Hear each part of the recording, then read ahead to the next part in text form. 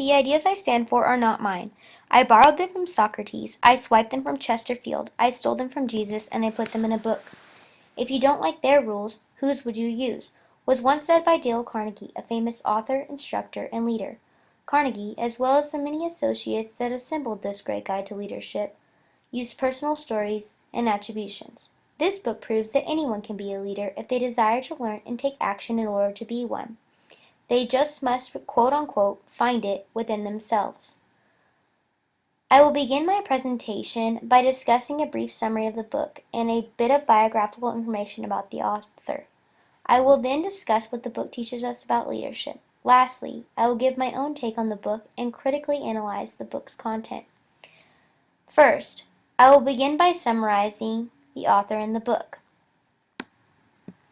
Dale Carnegie's A Leader in You defines various concepts of character that are required to display leadership. Dale Carnegie was a communications teacher as well as an aspiring actor and salesman, let alone a famous writer. Today, he has a famous business training program that uses his tools and techniques to teach thousands about leadership in over 75 countries. His portrayal of leadership gives everyone the opportunity to find a leader within themselves. The book includes a total of 16 chapters, each chapter titled according to the aspect of leadership Carnegie discusses. Carnegie writes in a journal-like fashion, including personal stories from the people of all careers and walks of life.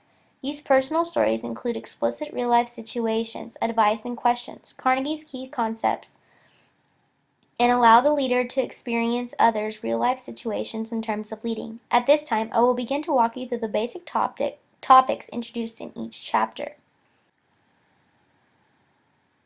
When discussing communication, the author emphasizes the need to make communication a top priority, being open to other people, and creating a receptive environment for communication.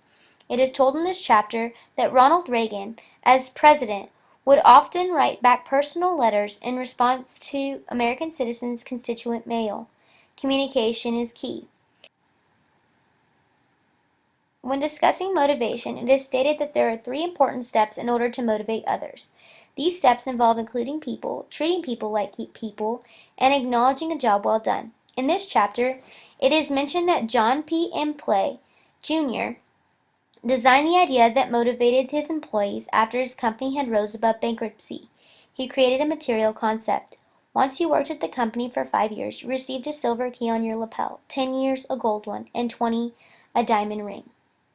When discussing expressing interest in others, we are given 3 steps: express interest, show interest, and ultimately become interested. We oftentimes do not remember the importance of not forgetting the unrecognized and asking others about their day. When discussing others' perspectives, we find a list of questions to ask ourselves in order to put ourselves in others' shoes. To gain perspective, you must ask yourself these questions, such as, what life experiences does the other person bring to the interaction? What is the other person trying to achieve? What is the other person trying to avoid? What other constituencies does the person have to serve? What will it take for the other person to consider this encounter a success? In this chapter, it is told that Sam Walton, the founder of Walmart, designed the idea of Walmart greeters because he desired to see his company as his customers do. He considered the overwhelming feelings a customer may feel when walking into a store the size of Walmart. He wanted them to feel welcome. When discussing listening, it is reinforced that there are various reasons that listening is crucial in leadership. The Listening Award requires us to ask ourselves 3 questions. Do you ask questions and wait for an answer? Do you respond quickly or directly to the questions that are asked? Does the other person feel you are actively listening to him or her? It is also found that listening is the best way to learn, and people respond to those who listen to them. In this chapter, it is said that Hugh Downs, a former team member of ABC's 2020 program, was once in an interview and mistakenly asked a man what his favorite hobby was after the man had finished discussing grueling and serious topics. When discussing teamwork, the book lists the following tools that can be used to make a good team. These tools include creating a shared sense of purpose, making the goals team goals, treating people like the individuals that they are, making each member responsible for the team product, sharing the glory and accepting the blame, taking every opportunity to build confidence on the team, being involved, staying involved, and being a mentor. Recognition, praise, and rewards is important in order to inspire others. We must be sure to use money intelligently and appreciatively. Reward excellence, encourage employee participation, and remember words are gifts. Robert L. Crandall of American Airlines developed a reward system that allowed customers to give employee certificates for exemplary service, in which the employees could in turn use for trips and other reimbursements. When discussing mistakes, complaints, and criticism, it is said that it is very important to admit your mistakes, think twice before you criticize or assign blame, and criticize, respectively. Ray Satta, co-founder of Analog Services Incorporated, tells us to convert complaints into requests and suggestions. When discussing goals, goals are explained very thoroughly. In order to set a suitable goal, you must make sure that the goal is clear, challenging, and attainable. What better goal setter than Dr. James D. Watson, a man that has spent his entire life searching for a cure for cancer? He emphasizes the importance of breaking down our goals into smaller steps and making them achievable. When discussing focus and discipline, Joyce Harvey, a Harmon Associates Corporation, is introduced. She tells of old values, such as arriving to an appointment early, following through with promises, and having pride in your work. She also tells the reader that mistakes are costly, not to move too fast, check your details, and stay focused. Achieving balance is important in order to maintain your life outside of work. Life is not only about your career. Balance yourself and include yourself in other activities, such as spending time with family and friends, creating a new hobby, or concentrating on your health. Walter A. Green, the chairman of Harrison Conference Services, gives the analogy of a one-legged stool. If you do not achieve balance in your life, you will be living with an unbalanced, one-legged stool. Positive mental attitude is critical in order to lead others.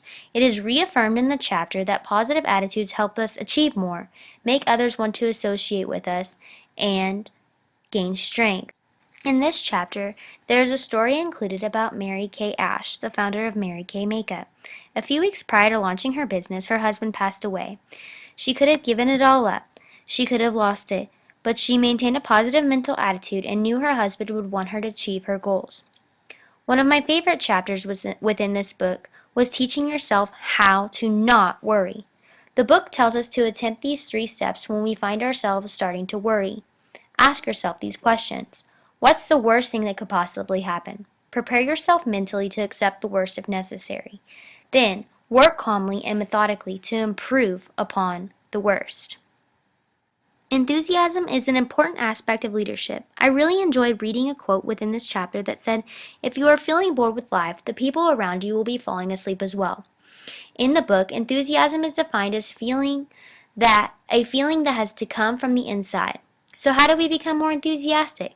Believe in what you are doing, believe in yourself, and desire an accomplishment. Jonas Salk, the creator of the polio vaccine, was known for his enthusiasm. It is said that his eyes were constantly lit when he discussed his research in every lab he attended. So let's make it happen. Carnegie says all it takes is practice, energy, and desire. Now that I have summed up each chapter and given you an idea about what the book's leadership techniques included, I would now like to critically analyze and evaluate the book from my perspective. There are a multitude of credible sources within this book. There are various approaches of leadership, and there are various different people and different experiences explained. This book also coincides very well with our class. It overlapped a lot of core concepts such as communication, respect, and positivity.